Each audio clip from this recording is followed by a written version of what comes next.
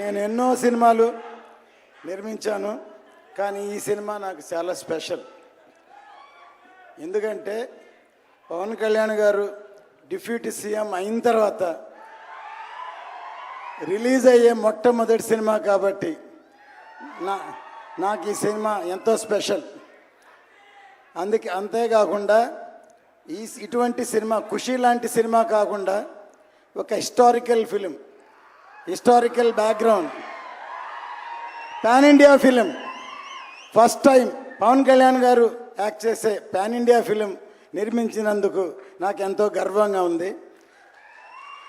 ఎందుకంటే ఈ సినిమా ఒక కమర్షియల్ ఎంటర్టైన్మెంటే కాకుండా సినిమా రిలీజ్ అయిన తర్వాత ఆ కాలంలో ఇలా జరిగిందా, ఇలా ఉందా అని అందరినీ ఆలోచింపజేసే ఒక మంచి సినిమా. ఎందుకంటే సినిమాలు తీసిన తర్వాత ఎంతో కొంత మెసేజ్ చెప్పాలని నా ఉద్దేశం. ఈ సినిమా ఖచ్చితంగా పవన్ కళ్యాణ్ గారి విశ్వరూపం ఈ సినిమాలో చూస్తారు.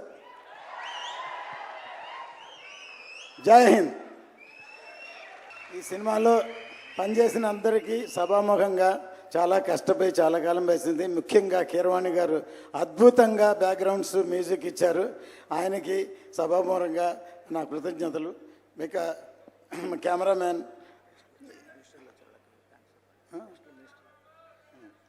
కీరవాణి గారికి, మన కెమెరామ్యాన్ గారికి, ఇక్కడికి పిలవగానే వచ్చిన మంత్రివర్యులు అందరికీ, మన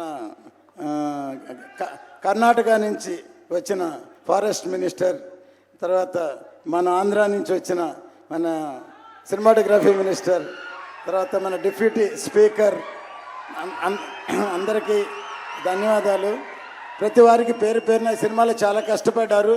అందరికీ సినిమా చూసిన తర్వాత సక్సెస్ అయిన తర్వాత సక్సెస్ మీట్లో అందరికీ నేను ధన్యవాదాలు చెప్తాను. ఖచ్చితంగా ఈ సినిమా పెద్ద బ్లాక్ బస్టర్ అవుతుందని ఎదురు చూస్తున్నాం. ధన్యవాదాలు.